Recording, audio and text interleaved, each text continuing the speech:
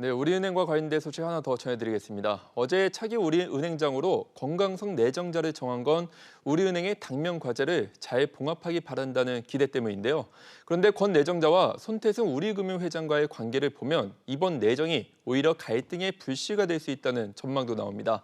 무슨 이야기인지 이한승 기자와 짚어보겠습니다. 네, 이 기자, 이 권 내정자의 발탁이 의외라는 시선이 일단 있다고요. 네, 사실 권 내정자와 같이 경합했던 또 다른 후보 중 한 명이 김정기 영업지원 부문장인데요. 이 김정기 부문장은 손태승 회장과 같이 오랫동안 호흡을 맞춰왔던 측근 중 한 명입니다. 그래서 유력하다는 얘기들이 나왔던 건데 그럼에도 권 내정자가 발탁이 됐기 때문에 의외라는 평가들이 나오고 있는 겁니다.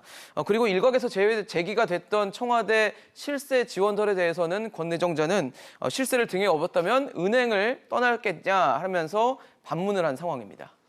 네, 그런데 그럼 권 내정자는 예전에 은행을 왜 떠난 건가요? 사실 권 내정자는 손태승 회장 전에 우리은행장을 역임했던 이광구 전 행장 라인이라고 평가가 받고 있습니다. 그런데 이광구 전 행장이 채용 비리 혐의로 물러나면서 지난 2017년 12월 손태승 당시 부문장이 우리은행장으로 취임을 했고요. 우리 이광구 라인으로 분류됐던 권 내정자도 우리 PE 대표로 물러나기도 했습니다. 그마저도 불과 3개월 만에 새마을금고 신용공제 대표로 선임이 되면서 우리은행을 아예 떠나게 된 겁니다.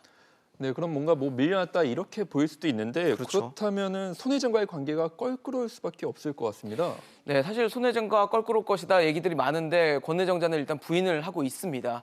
하지만 손 회장과의 호흡을 두고는 여전히 논란이 많은 상황인데요.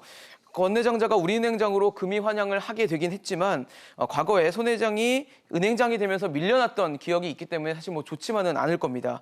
그리고 손 회장 입장에서도 그동안 지지를 해왔던 김정기 부문장 대신에 이 권광석 내정자가 발탁된 것 자체도 맞득치 않을 수 있다는 점도 그 이유로 꼽히고 있습니다.